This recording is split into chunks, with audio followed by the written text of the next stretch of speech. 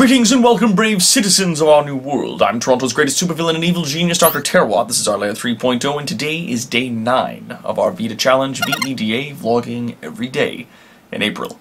So let's get into those questions. I'm making plans to include a futuristic descendant of yourself, Doctor, in my Tales of the Dead Souls Society short stories and eventual novel. Since the character could be seen as your descendant, what kind of wisdom would you give to this son or grandson?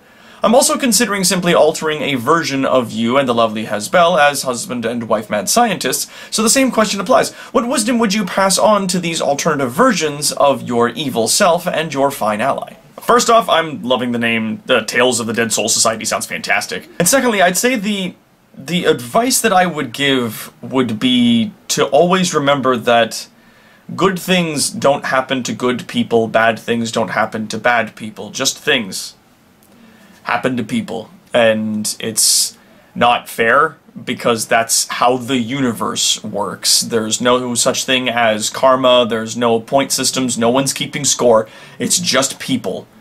And it's just chaos, so the best thing you can do is be kind. Be nice to people and help people out, not because someone's watching, but because it's the right thing to do. Do good for goodness sake. They do make guards for that sort of thing, Doc. Keeps one's arm from turning into that. Oh yeah, this is in reference to the bruise that I still have on my arm that's healing from the drawstring at archery yesterday. The thing is, yeah, I even have a bracer, like a leather one, even that I could have worn in place of that, but I wasn't thinking about that because I have never fired a bow before. I didn't wear long sleeves either because I knew I was going to be running around and doing a lot of stuff. I didn't want anything to get in the way as I was being awesome, but lesson learned. Favorite snack you can only get in Canada? Butter tarts, maple candy, ketchup chips, all-dressed chips. Wow, we have a lot of chips. Yeah, I was gonna say Kinder Eggs, but then I realized that America actually started allowing the sale and consumption of Kinder Eggs by their citizens because the rest of the world was making fun of them for the fact that they thought Kinder Eggs were too dangerous for kids, but AR-15s were not. I'm not sure if they're available in other places in the world, but the Cadbury cream eggs, I know those are available in a lot of places. I like those. I like Cool Ranch Doritos. It's like kibble to me, I love it. I'm not necessarily sure what other treats are like specific to Canada. I mean, ketchup chips are great. All-dressed chips I might pick if I had to choose like a Canada-only thing as like my favorite Canada-only snack. It'd probably be all-dressed chips. When it comes to heat, what would you say is your limit when it comes to spicy food? I am actually not super sure. I mean, I love butter chicken, which I know doesn't even register as spicy to most people who consume spicy food. And I've started really enjoying having, like, pickled hot peppers on my burgers and hot dogs and tacos and things like that. And I feel like I'm, like, 2 inches to the left of just wanting sauerkraut on everything, because I'm old, I guess, I'm not sure. On a scale of 1 to gummy bears, how adorable is Hasbel? Well, she's a Hasbel. She's got her own classification. That's like a 12 out of 10 on a scale like that. I have 3 questions, Doc. Have you played any of the Assassin's Creed games, and if so, which one is your favorite? And if you could make any weapon from any video game, non-lethal or lethal, what would it be? In terms of the Assassin's Creed games, honestly, I played the first one, and I think I've tried to play it like 4 times, and I just keep quitting about 3 hours in every time. It's just, I liked the idea of there being a story about an assassin in old-timey Italy, and you guys are jumping around, and you got the little wrist blade thing, and there's court intrigue, and there's all kinds of stuff with like the Illuminati and the stonemasons, I think, and like a bunch of other stuff that like builds on itself, which I think is super cool. But the fact that there's this weird subplot that's constantly running about some guy who's in the future, who's reliving all these memories of his ancestors through some machine that they build up over several games just to carelessly throw away, apparently, for no reason whatsoever. Like, it has no payoff, and that just bothers me, but it doesn't surprise me. Just the fact that every time I wanted to target somebody, there was this white matrix that would constantly go down, being like, hey, remember that this is just a simulation? Did you forget for 2 seconds that this is a video game? Let me just pull you out of that immersion for 2 seconds and remind you every half a second that you're playing a video game, and I'm just gonna remind you every half a second of the most worthless and meaningless subplot to ever be in a story in a game ever.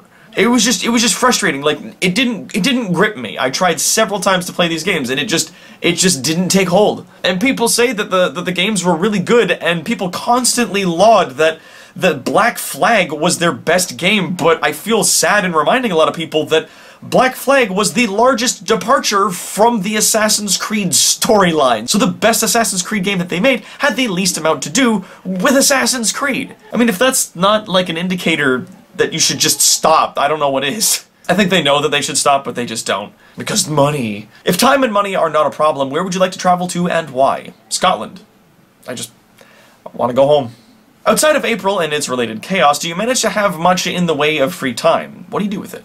I love questions like these. Hey Doc, what do you do for fun? Oh, you know, the usual. I like to build some things, plan world domination, play video games. What do you do to relax? Oh, see, that's good. You see, I don't. With the rebranding and all that, how did you settle on Terawatt as the new name? A couple of factors played in, chief of which was it hadn't been chosen by anyone, like kilowatt and megawatt. Obviously, I mean, they have a bit more of a punch to them. They don't have that T that terawatt, but the K for kilowatt I was really enjoying. But kilowatt and megawatt are used already a lot by villains in the scene, so I wanted to go with something a little more original. Terawatt not only is an astounding measure of electricity, but it's also not being used by anyone. And I know a lot of people are like, oh, but why didn't you go with Terawatt? It sounds an awful lot like that, and wouldn't that be a better name? To me, personally, no. I think Terawatt is actually better. I don't want my name to be a play on words. Hey Doc, what are your views on living a more zero-waste lifestyle? In your new world, how would you make an effort to cut down plastics in everyday life? Would you encourage using reusable/biodegradable materials, or bringing your own jars/bags to the grocery store? Here's the thing. I want to use more biodegradable materials. I do. But the problem with that is that when they show you, like, oh, hey, like, plastic bottles last for hundreds of years, and then they never... and it takes them hundreds of years to break down. Oh, cool. The ones that you've made that do biodegrade would damage their structural integrity, and the company that makes them would be losing product before it even hit shelves. Like, you vastly underestimate how long a bottle's lifespan is from when it's created at a factory to when it is filled somewhere else, to when it hits store shelves, to when it is then sold and consumed and then thrown away. Like, there's a really large variable time span in there that you have to overcome with your product while maintaining structural integrity in such a way that it doesn't become unattractive for consumers, or rather corporations, to use. In my new world, there's not going to be a lot of like corporations, or at the very least, they're not going to have a lot of sway on policy. They're going to have to work within confines that are set by us, so it doesn't really matter. That being said, I've had some people make suggestions to me with things that I really like. For example, if you wanted to start putting all of your condiments and other things in just matching jars, then that would be fine. I mean, heck, you wouldn't even need to label the jars. You just have a jar that says ketchup, and that's your ketchup. And you can, like, screw on a pump and clean the pump at home, and when it's empty, you can just take that back to someplace and then give it, and they're like, cool, thank you. And they take it, wash it, and repurpose the whole thing. And if it's made out of, like, tempered safety glass, those things are astoundingly durable, though if not a little extra heavy, and the only reason, apparently, that these sorts of technologies aren't being used is because they would suffer, A, damages from transportation, which is actually very little, but mostly also, B, the weight of the product being moved around makes it difficult for consumers to buy, and difficult for the corporations to ship. So, in a future where things are being transported via portals and hover cars anyways, it's not going to be a huge problem, but that's still a thing that we're looking into.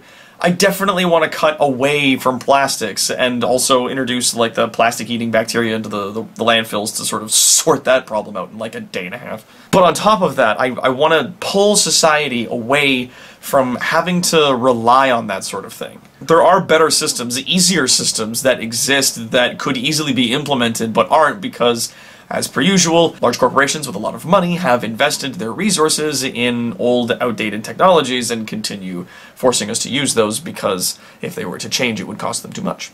Or at least more than they'd like to spend. Doc, some fans participate in your greatness by sending you art that they have done for you. I would also like to participate, but I can't draw a straight line. How do you feel about fanfic written about you? I promise to keep it PG-13 max, no weird slash fiction or similar stuff. I have a few ideas, such as the time you were bitten by a vampire and both of you discovered the hard way that vampirism and nanites don't mix. Yeah, well, you know, bonus to having that in your system is, you know, fantastical pathogens don't affect you as much. I have absolutely no qualms with people sending me stuff like that. I mean, I always say if you're going to be sending me fan art, there's an email that you can contact me at down below. There's also a website that we put all of our fan art up in. We have Fan Art Fridays on our Instagram that we put up, and if you want to send me stuff like this, I mean, I don't know if I'm going to make time to read it on my channel anywhere, but you can certainly send it to us, and then maybe in the future we'll post, like, a link to it in the fan art section that'd be like, oh, look at this is a thing you can go and read. Well, hello there, handsome genius. It is I, your future personal bodyguard. Yes, I decided to auto-proclaim myself as such because I know that I am more stubborn than you are patient. Well, it's not really me you gotta worry about. I'm happy with people signing up to protect this body right here, but it's the other people that are also at this moment, it seems, when it rains it pours, also at this moment signing up to be a bodyguard. For someone like me who is just starting in the evil world, I'm about to craft my armory. Should I start with melee weapons, such as enhanced blades, or with firearms? Which would be the easiest to start to get myself used to craft my own engines of engines of protection? Well, here's the thing. You don't have to, like, start with melee weapons and then work your way up to something. This isn't like a game with progression. You just use whatever's most comfortable to you. Are you good with swords? Use a sword. Are you good with ray guns? Use a ray gun. I could make you something like that. Are you specifically good with 2 Glock 9mm pistols or something? Then use those. Just whatever specifically works with you, kind of enhance and build on that. Accentuate your strengths, as it were. Let's do this for a third year. Dare you to kiss the hand of your next guest. Greetings, Dr. Terawatt. I was sorry to hear you would not be doing our yearly joust this year, as you are focusing on your health. You know, you gotta do what you gotta do. I had to deal with that annoying Cat Monroe instead. He does not take the time to properly disarm my devices. How do I get people to stop calling me an ogre? I'm a mutant, not an ogre. Well, I mean, people very typically, especially on Earth, don't necessarily call a spade a spade. They just point at things and say, that looks like an apple, I'm going to call it an apple, despite the fact it's a pear. I still have a lot of people trying to relate me to Dr. Horrible, despite the fact that we look and behave vastly differently. I don't know, man, there's just some things that you just have to deal with. And that's all the time that we have for today. So if I didn't get to your questions, feel free to ask different questions or repost them again in the comment section down below, and I'll try to get to them. And until next time, my brave citizens, I'm Toronto's greatest supervillain and evil genius, Dr. Terawatt. This is our Layer 3.0, and I will see you again tomorrow on our next episode of V.E.D.A. End of line.